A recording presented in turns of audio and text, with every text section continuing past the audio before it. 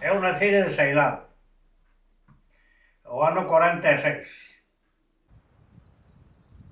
Meu abuelo chamábase José Ramudo Otero, e era ferreiro. E foi o que me enseñou. Aprendín co meu abuelo, o que debía facer a meu abuelo, que eu non fun a lado ningún.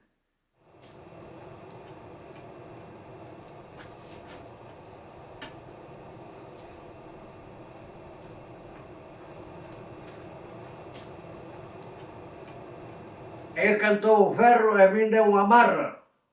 E el tomaba do ferro e eu petábache. Tomaba do ferro e miraba e petaba. E delle, tú cando virei o ferro pétalle, antes de que virei o ferro non lle petas, que senón dárseme nas esquinas e non pode ser redondo.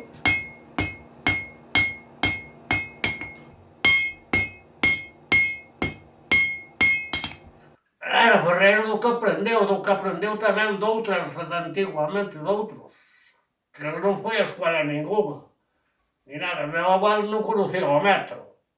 O que fixo meu abuelo, iso, hai os ferros dos cepillos, había as trenchas, que facían as trenchas dos carpinteiros, ciceles e todo, no, tiña todo, guardaba todo, todo.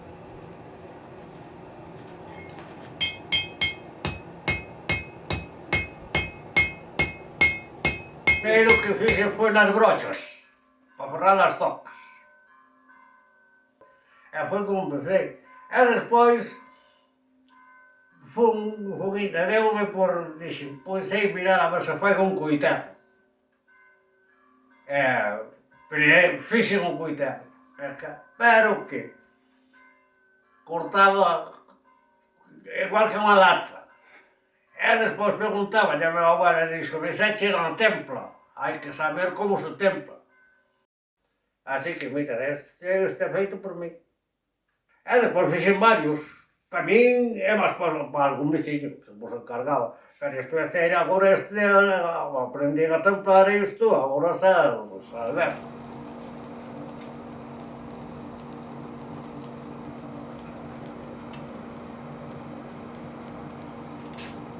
Caldear o ferro é moi difícil, porque hai que saber moito a temperatura dos ferros para iso, que senón, e as templas igual.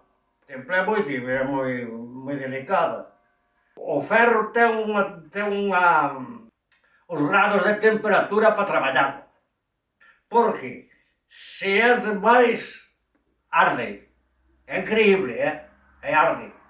Chega a derreter, arde.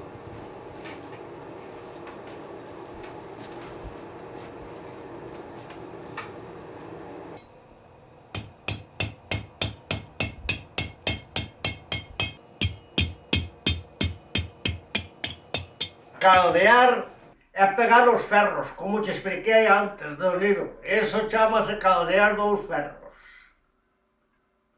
Para pegar dous ferros xuntos, hai que quentalos e poñelos dous á mesma temperatura. E hai unha pasta para lle botar. Pero pegan igual sin pasta, o que sabe.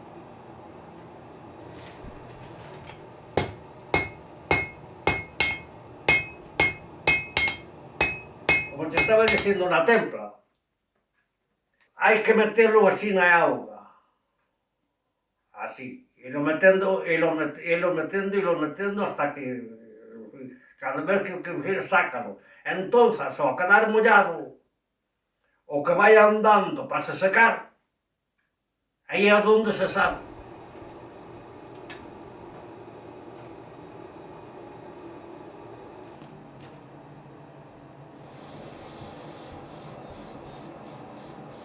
Ten que ir indo, entón queda pola parte de riba da cruz da perdiz.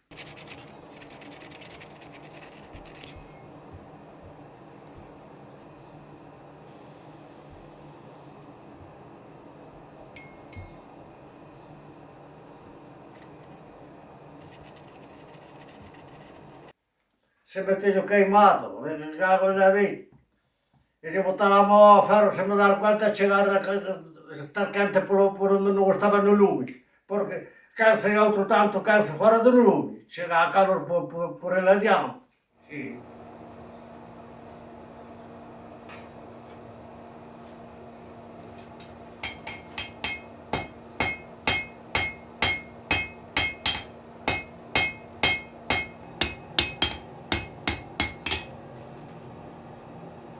Ferro dulce é o que non aguanta a templa.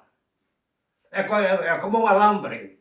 Se é para ferramentas de corte hai que buscar aceiro, e se é para raños buscar aceiro, que non vale, bueno, aceiro un cacho para diante, que para o ollo e iso para un raño é ferro dulce, que non lle meten aceiro. O raño que lle veo a tua mãe. Foi a última vez que encendí o lume na forxa, é o que fixe.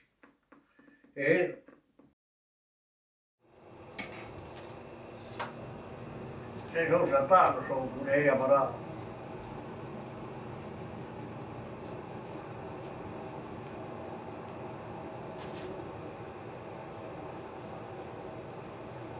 Faço ollo, isto. Así. Despois colles un ferro da largura que che pareza que che fai falla e cántalo e falo así. Ves? Aquí caldeas isto. Colles que levan 3 dentes, os raños.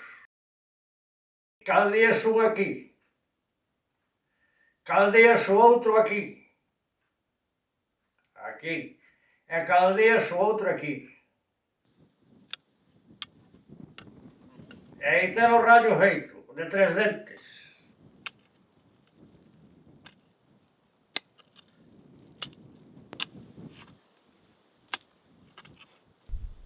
E o coitelo, o primeiro que hai que facer, sabes que é? O primeiro que hai que facer é o de meter no mango. E despois fala para diante o largura e a anchura que queiras. E o que lle sobra cortas.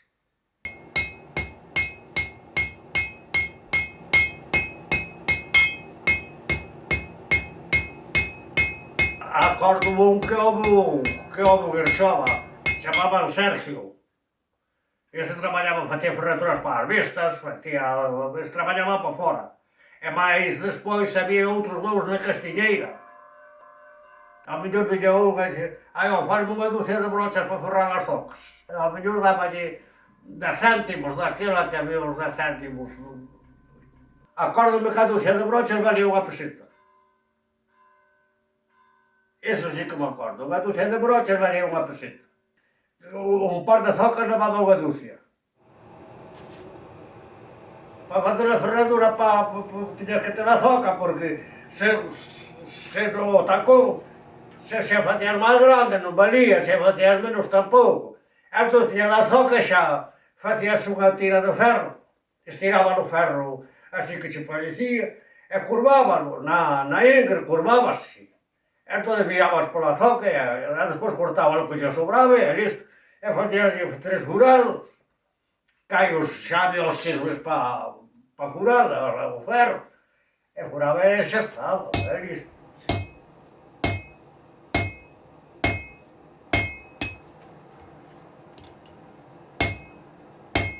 O meu abuelo quedouse asombrado de cando fixen un ferro que levan a solta das bestas.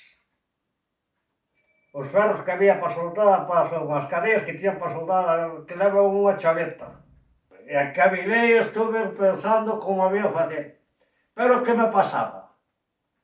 Pasábame que caldeaba unha aleta e despegábaseme a outra. Xuraba eu como os asturianos, igual que non había saltos para mí.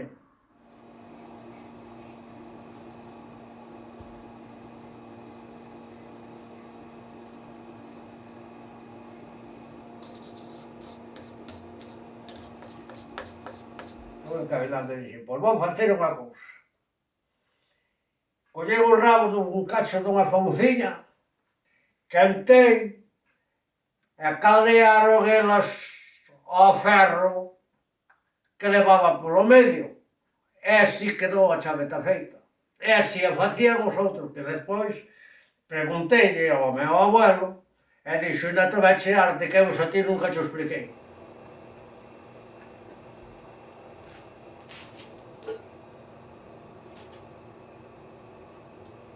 E a lei do ferro non ten secreto ningún, o secreto ten saber como se templa a temperatura.